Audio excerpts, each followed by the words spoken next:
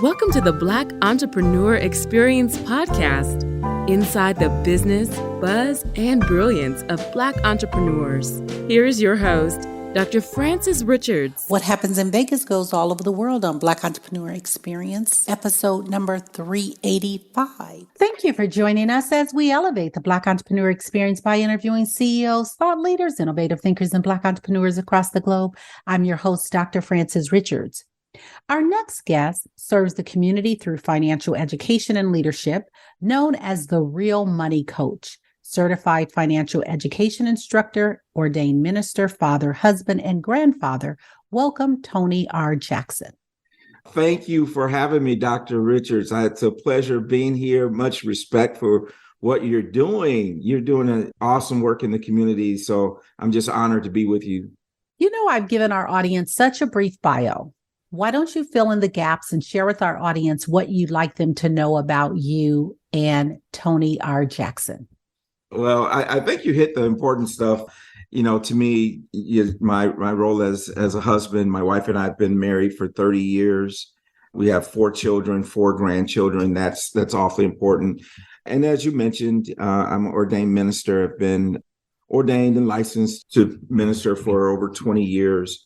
Career-wise, I started my career in the insurance and financial services industry. I've been doing that for over 25 years, and I really enjoy helping people with their finances and getting to a place of financial wellness so they can really experience in retirement, the way they desire to do it.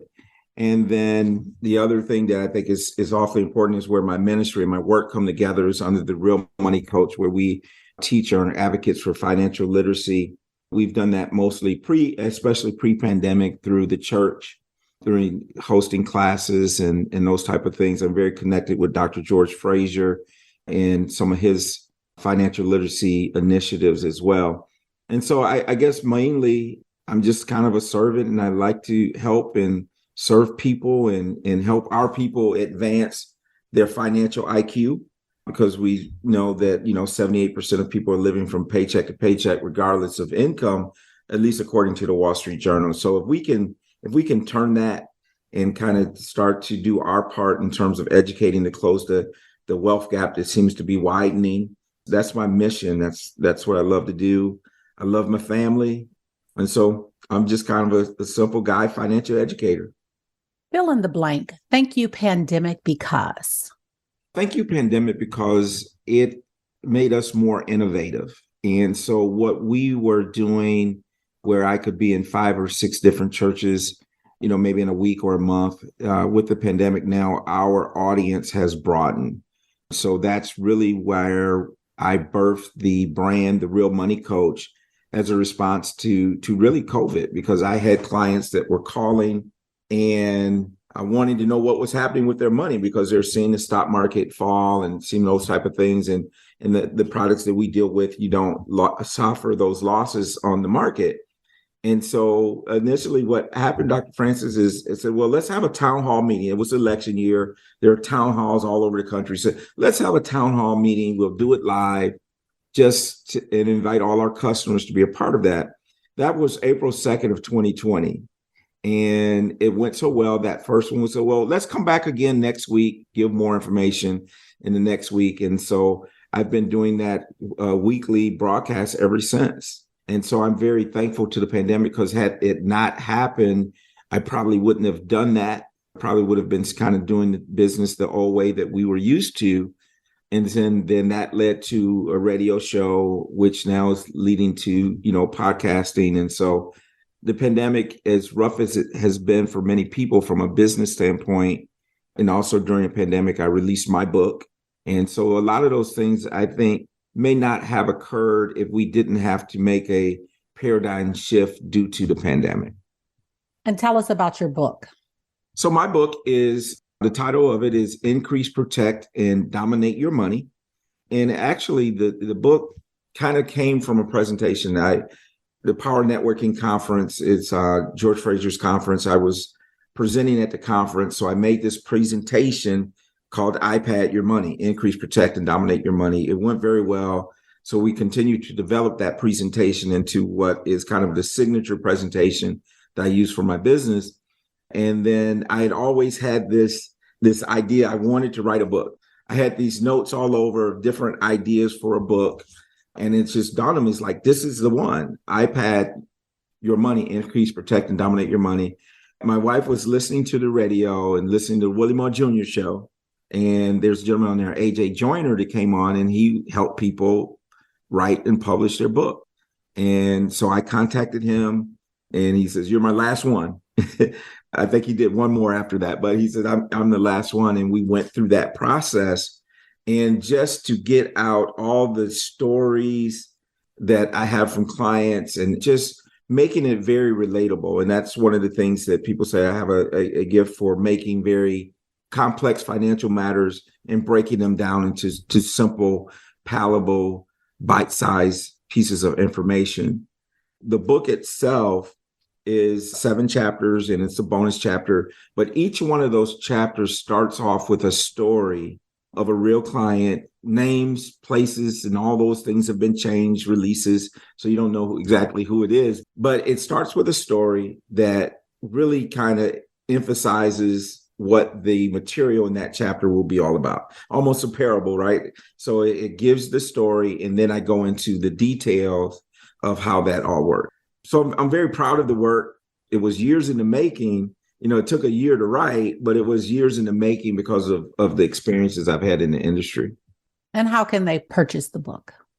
Well, can I offer your listeners a discount on the book? It is available on Amazon. Amazon price is $24.95. I do offer it on my website for $19.95. And that website is ipadyourmoney.com. ipadyourmoney.com. And you can see there there's also a recap of my book launch. Had great people involved in the book launch. Dr. Fraser, Dr. Dennis Kimbrough, who wrote Think and Grow Rich, a Black Choice, Boyce Watkins, just wonderful folks that kind of poured into me. But if you go there, you can order the book. And then if your listeners use a discount code IPAD50, that's IPAD, all caps, and 50, they'll actually get 50% off of the price that I have on my website. So it'll make it about $10. That will include your shipping and handling, everything. Thank you for that. We appreciate that. Absolutely. Let's talk about legacy. Yes. When it's all said and done, how do you want to be remembered? I want to be remembered really as someone who made a difference. It made a difference in our community, made a difference in certainly my family. One of the things, as you say that I think about in terms of legacy is, both of my parents have transitioned. And it was really kind of, my mom passed when I was 27. My dad passed 16 years later.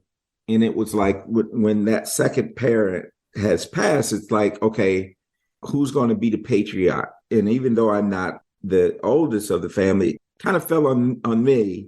And I was like, am I really ready for that? Am I really ready to carry that torch of my dad, who was so respected by everyone in our family? Everybody loved Granddaddy, right? And even when I had for my first grandchild, it's like, I can't be Granddaddy. I can't fill those shoes of my father, but that's what they all call me, right? And so I think legacy starts at home. What type of legacy do we leave? I often tell people that you're going to be remembered one way or the other. Let's try to make that the most positive memory that we can. So I think legacy, that's part of it.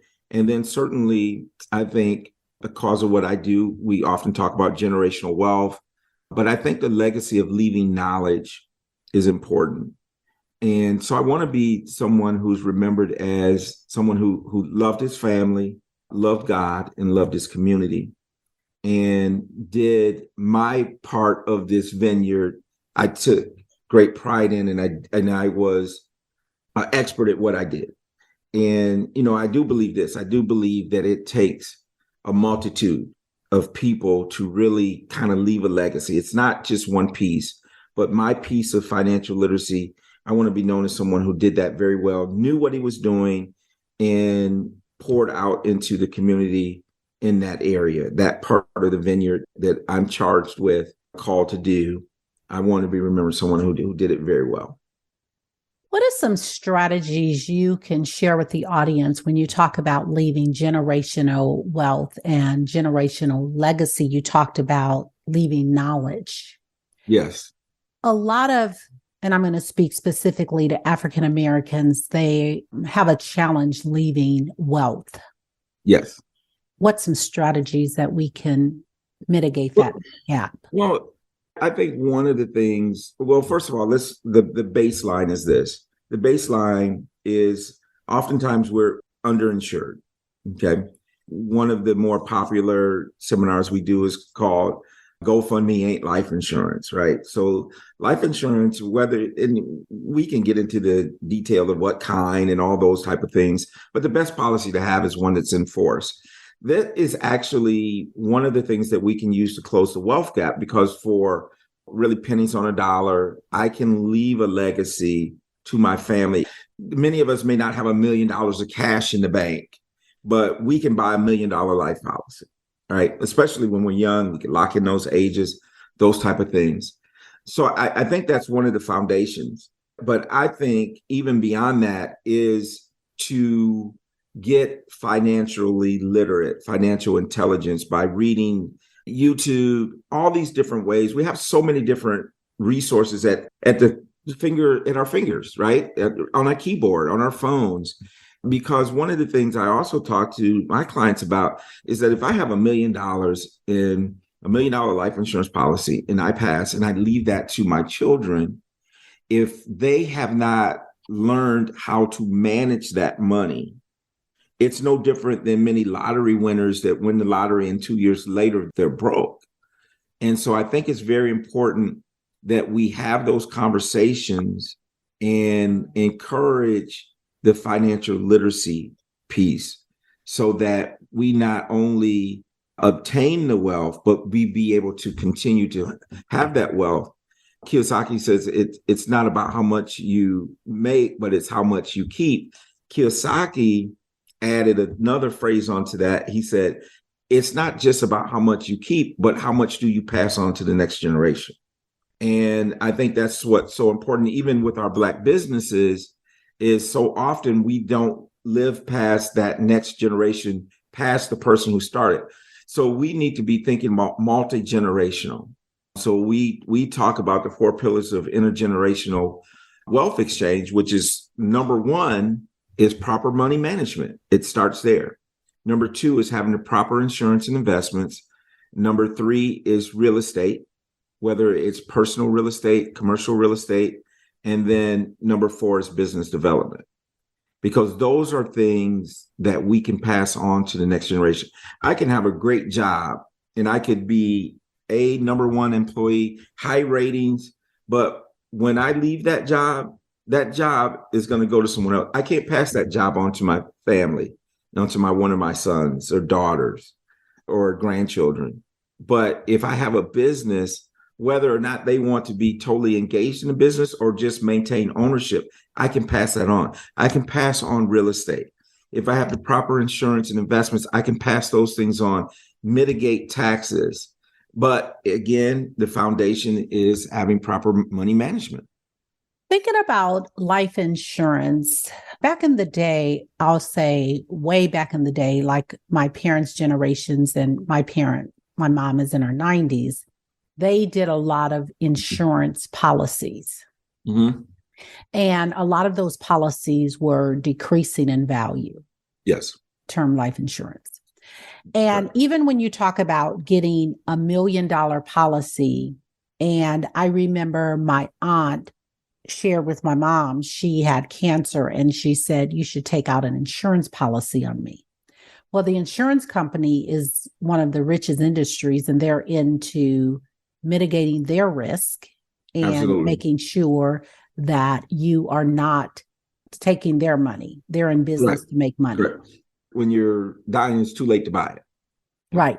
So, but the other part of it is I've noticed that even younger people wanting to get in their 20s and 30s, getting insurance policies, $1 million.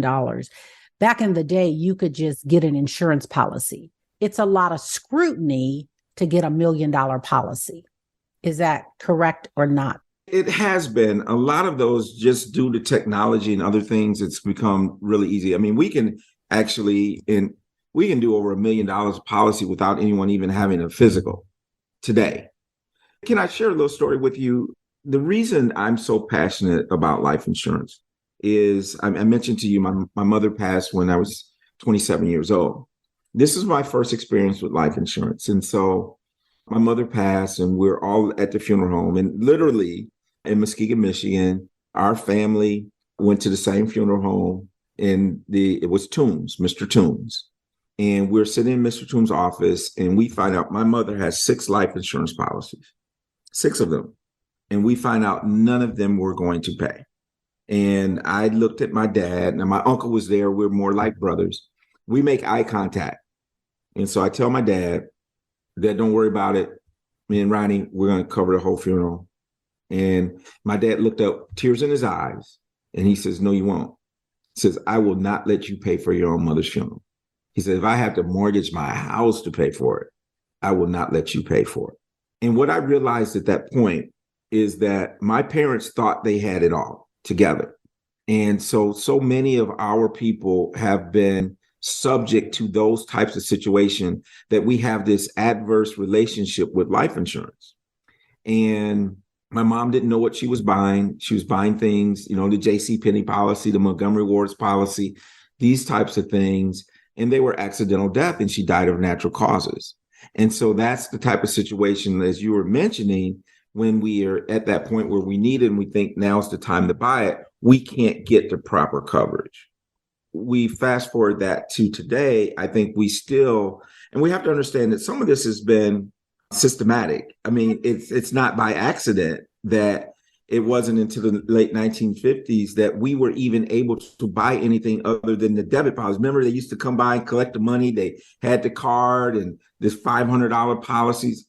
Well, the industry had set that stage that was the only thing that we could buy. They didn't let us buy a $100,000 policy until the late 1950s, early 60s, when New York Life hired the first Black agent that was allowed to sell something other than that. It was ironic. They wouldn't even let him come into the office to put in the paperwork. He had to come here and someone come get the paperwork from him. He wasn't allowed in the building. And so we've had this kind of adverse relationship with life insurance, and it goes all the way back to slavery, because the first life insurance policies were on slaves that were coming across the Atlantic. I could buy life insurance on those slaves that I was getting, so that if something happened to them on the way over, I would get paid.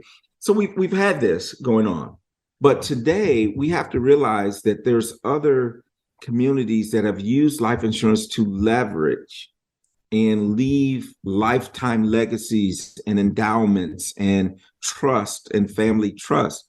So when we talk about having $1 million policy, when I'm young and I have this family and I want to make sure that they're taken care of, something happens to me, they can maintain their standard of living, $1 million policy maybe make a lot of sense. But as I get older, I may not need that much, but I need to have permanent insurance. I think everyone should have some permanent insurance that's going to last them their entire lifetime. And the ease of getting life insurance today is so much easier than it was. Back, like you mentioned, I mean, some time ago, if you wanted $1 million, they were going to pull your financial records. You're going to have to go get an exam. They're going to draw blood.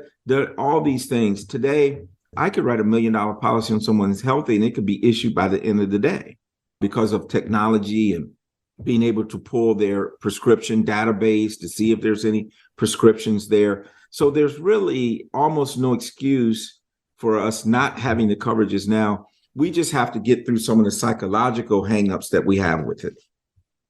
Talk about money and being a grandfather. Yes. One of the great things about being a grandparent is that we can sit back and we benefit from the fact of the things that we learned parenting. And when our kids were coming up and we chose, our kids are really close in age, like 13 months apart, 15 months apart. And, it got to the point where my mother-in-law say, listen, I've been keeping these babies, but, y'all having too many of them. So, we made the choice, and I was fortunate enough to have my own business, that my wife stayed home. but there was a lot of sacrifices. I mean, there were lean years. I mean, we struggled. And so, but now as a grandparent and we're beyond that, we have the benefit of those years that we now can feed into our grandchildren. And because of the things that I've learned in the industry, I think we've passed that on to our kids, because what I've found is what I teach my kids, they're going to teach my grandkids. And I'll tell you one of the great things about it. And this actually was a conversation. My oldest grandchild is 7 years old, Cameron. And Cameron is listening to me on these podcasts, and he's listening to me, with George Fraser and others.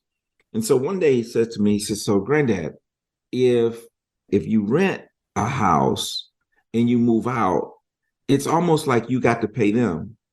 But if you buy a house and you move out, they have to pay you. And I said, yeah, that's basically it, Cameron. He says, well, I never want to rent. And to me, it was like eye-opener, because he's listening. He's listening.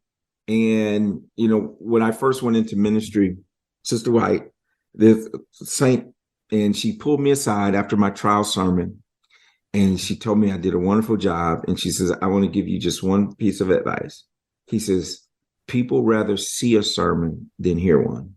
And I think that's what we're in a position of doing now, is being able to demonstrate and show our grandkids the fruit of managing your money, what type of things that you can have and do and enjoy when you have sacrificed, worked hard, managed your money, saved, and those type of things.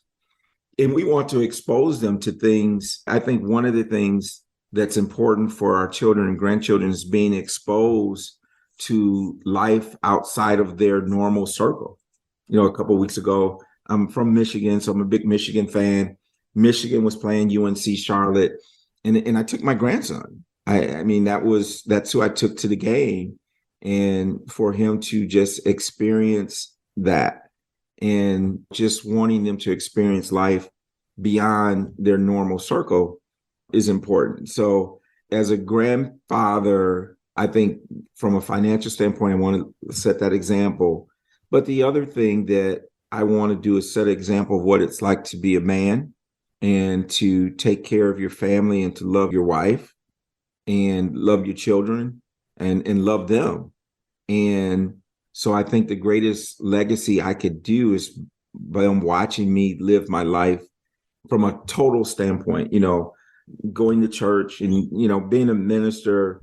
My grandkids really don't understand that, I mean, he's getting it now, right? And I even remember when my kids were small, I told them, hey, Daddy's been called to preach. He's going to be a preacher. And my son, he said, I thought he already was. I heard him in the shower, and so, but I think living our life in a way, and that's what I think for me, when you talk about legacy and being a grandfather, is that I want to set an example. And here's the thing, and I can just keep going on and on. My son recently got married. It was first of our children to get married. My son got married. And, as parents, of course, are you ready? Those type of things. And he's having a conversation with his mom. Lovely. We love our daughter-in-law, right?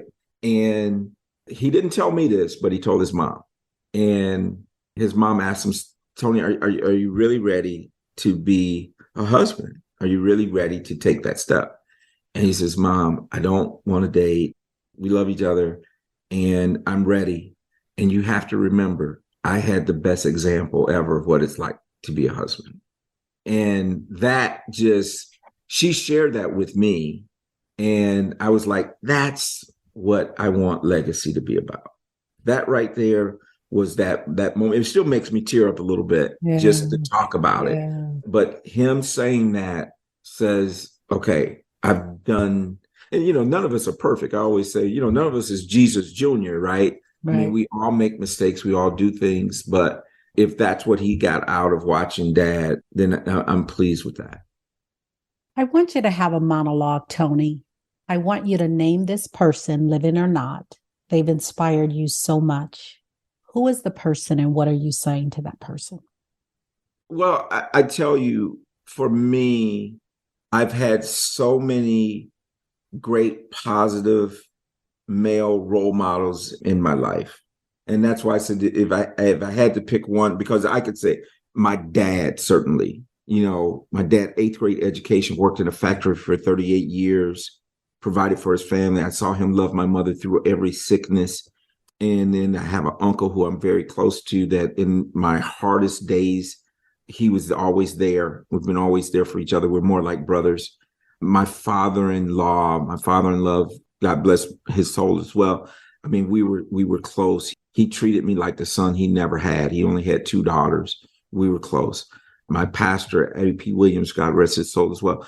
I mean, so these were very influential men in my life. And then I'm very close to George Fraser. But when you first said that, the person that comes to mind is Martin Luther King. And Martin Luther King Jr. And the reason why I would say Martin Luther King, and the reason why I'm going to do that, because I can't get in trouble with this one. But the other thing is, I always admired him even from a young child. And I grew up in a community where there was only 2 Black in my graduating class. But I was just fascinated with him from the standpoint of, and I just would I have a whole library of his sermons. I mean, the public call them speeches, but they were sermons, right? And the reason why I admire him so is because, number one, he was very, very brave.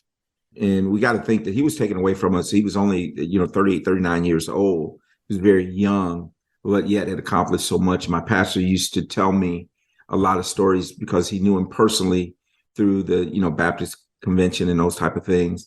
And so, but he made such an impact on the world. And the other thing is, so from a spiritual preacher standpoint, I look at him, I look how he put the words together. I was just listening the other day to one of his sermons and his eloquent speech, and the fact that he was so intelligent and how he carried himself in a nonviolence was his cry. He made a difference. And the other thing that I think this is the real reason he was really sought to be assassinated, is he turned not only about the civil unrest and voting rights, but he started turning his agenda to the economic empowerment. Even when he was in Memphis, and he was there because of the Poor Man's March, right? Representing the sanitation workers. And he had really started to look at the economy, understanding that the economics was so important, that even if we have equal rights, voting rights, we have equal rights in these type of things, it's the economy. If we need to have the economic power. And what's interesting is, at the time, in one of his speeches, he talked about it. He talked about how the African-American, not the African diaspora, but the African-American economy, he mentioned this in one of his sermons, is that we were the 8th. If we were a country, we would be 8th on the gross national product list. The sad thing is, today we haven't changed that. We would still be 8th. We haven't advanced that at all. But I think as he was turning to economics, financial literacy, looking at that, I have so much respect for that. So that's one. And if I was sitting down with Reverend Dr. Martin Luther King, I probably would just want to sit back and I would ask them this question. What would you tell a young man like me? Of course, I would be young if he was still living, right? What he was, I was only 2 months old when he was assassinated, but I would just ask him what advice he would give me, and just let him tell me. Just let him tell me and listen. And I've always been one that would listen to our elders. I think we can learn from absolutely everyone on the planet. And so I would just sit back and listen. Advice you wish you had followed? Advice I wish I would have followed. I think a lot of it is probably, again, in this financial realm. And I think I would have sought more counsel early on in my life. And when I remember sitting down with my pastor, told him I was going to plant a church. And he says, I don't know what to tell you, because I've never planted. I've been pastoring the same church for 50 years. He says, but you need to find counsel on what you're doing. And I think if I would have had that advice earlier in my career and would have sought more that. And that was one of the positive things about moving here is that I found myself in circles with people that I've named some of them that have been great influence, and just getting more counsel, I think would be the advice that I would follow. I recall Dr. Francis, I thought I was being really smart, right? His name was Pastor Earl, and he would come to our church every year and do revival. And normally I would be the one to go pick him up and, take him to the hotel, back and forth to the church and all this. And we were sitting in my truck, we were having a conversation, and I just had a review. I was brand new professional, right? And I was doing a very good job at my job at State Farm, and a vice president from the corporate office in Bloomington, Illinois came in and wanted to meet with me. And he asked me this question. He says, "What can I do for you?" He asked me this question. And here was my response. I said, "I can't think of anything that, I really need you to do for me, because I want ownership of my own success."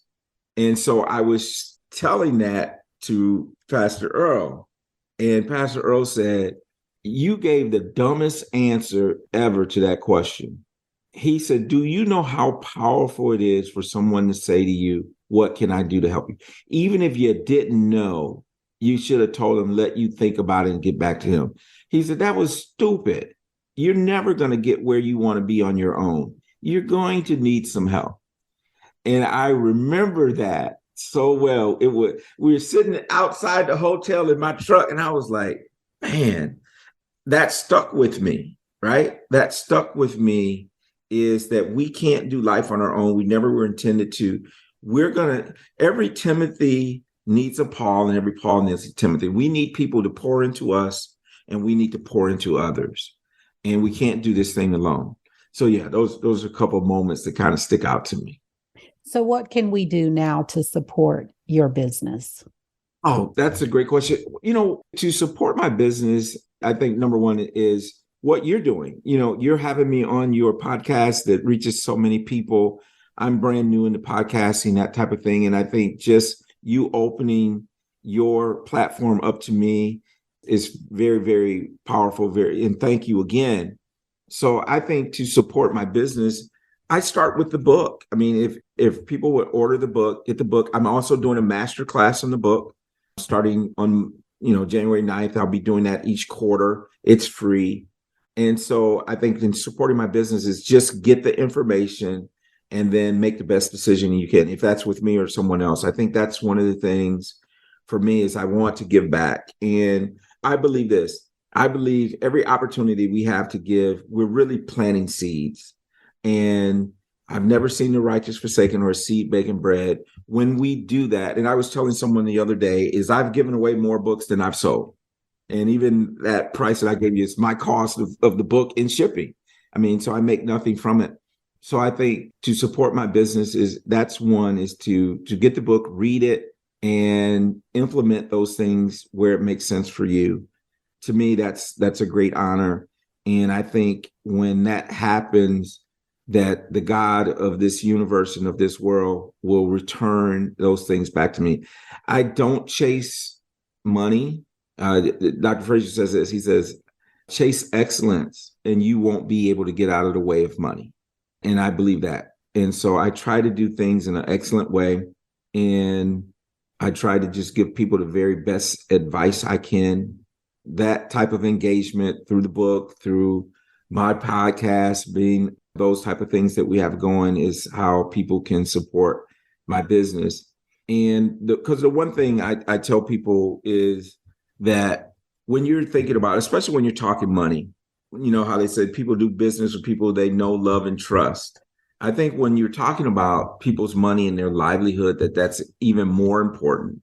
And, if a person's not comfortable and they don't feel educated, I don't want them to do business with me until they are, until they feel like, okay, I've learned enough.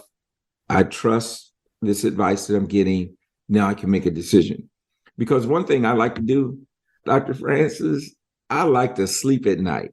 Right? I like to sleep at night. And I tell people all the time is if you do business with me, When I see you at the grocery store, I'm not going to have to dodge you or go to another aisle. I mean, I may not necessarily always remember your name, but I'll know that I can come and have a conversation with you because I know that I've done right by you. Integrity means everything.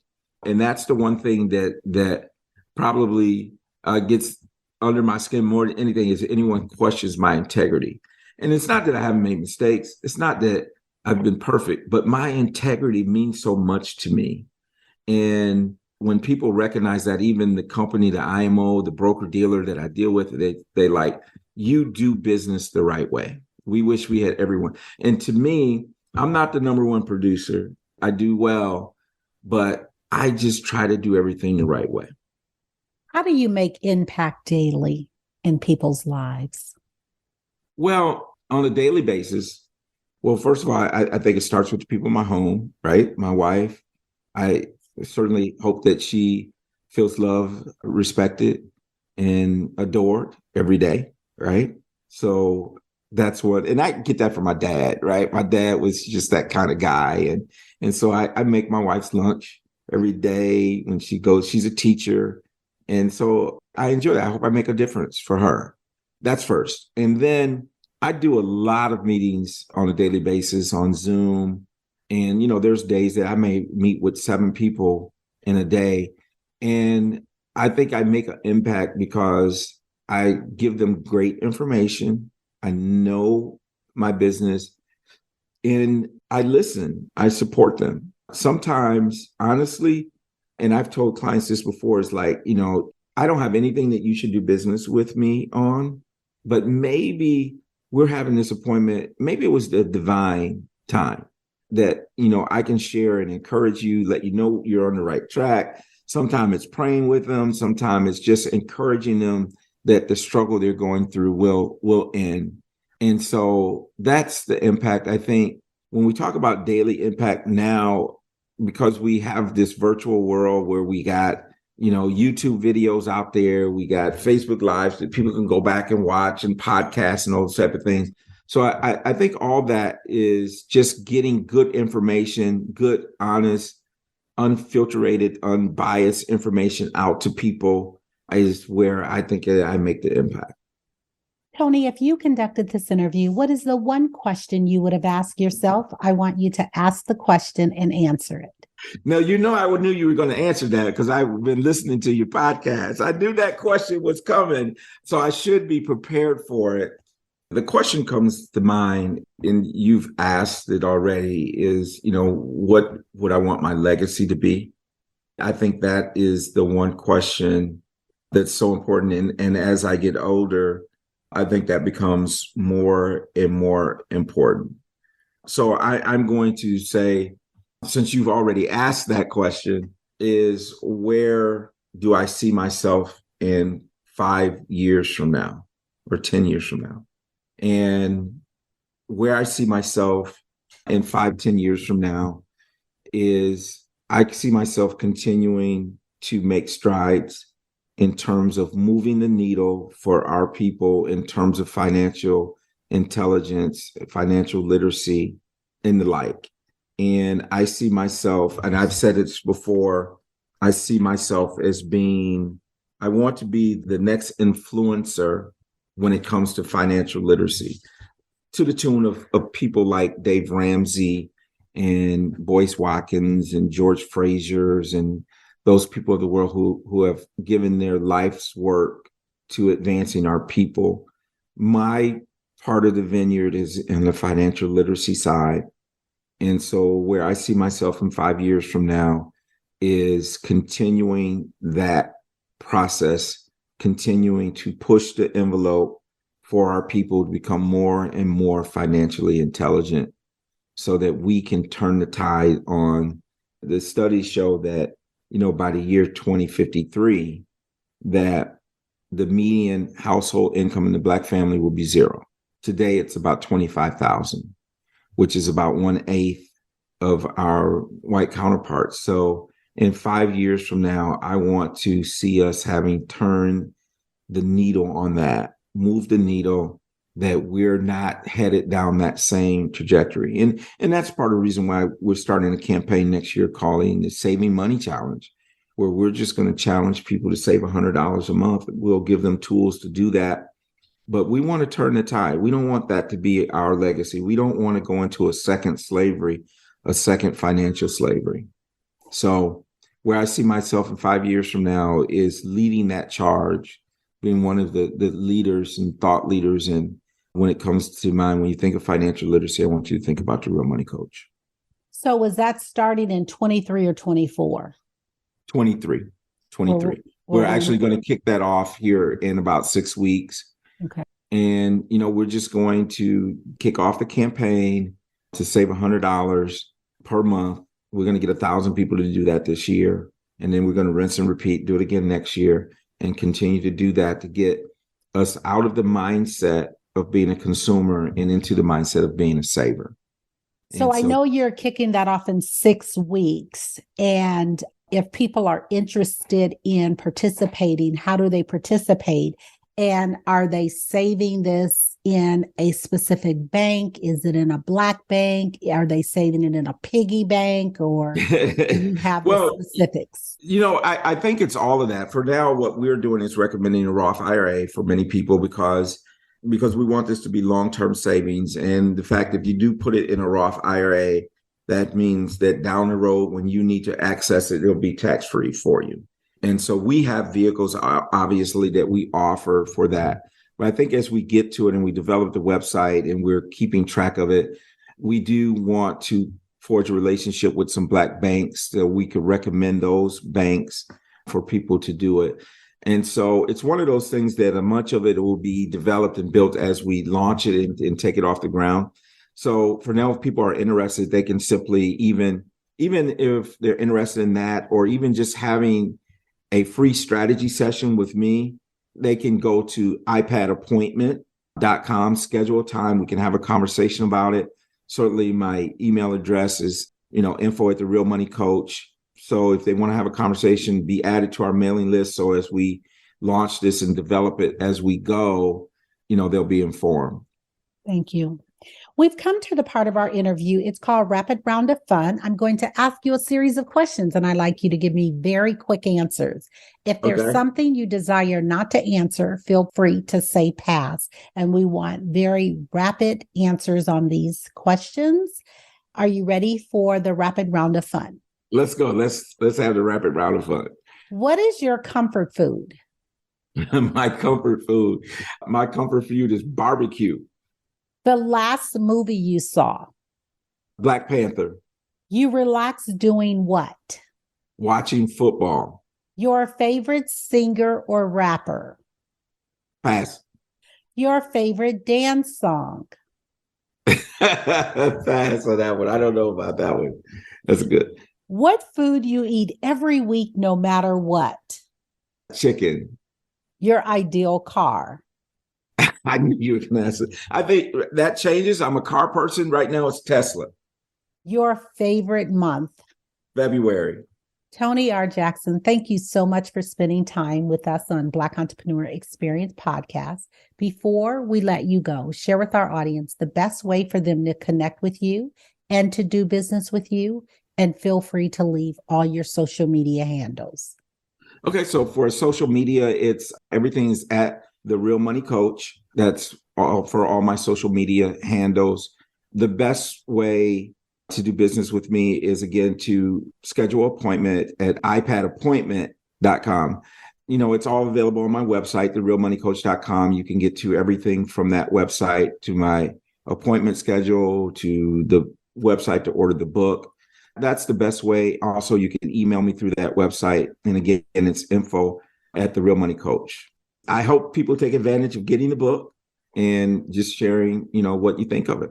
Thank you. That's a wrap. Thank you for listening and subscribing to Black Entrepreneur Experience. We would love for you to leave a review and rating on iTunes and share with your friends. For show notes and more episodes, go to www.beepodcast.com. Join us next Wednesday, and remember, green is the new black. So keep your bank accounts and your business in the black.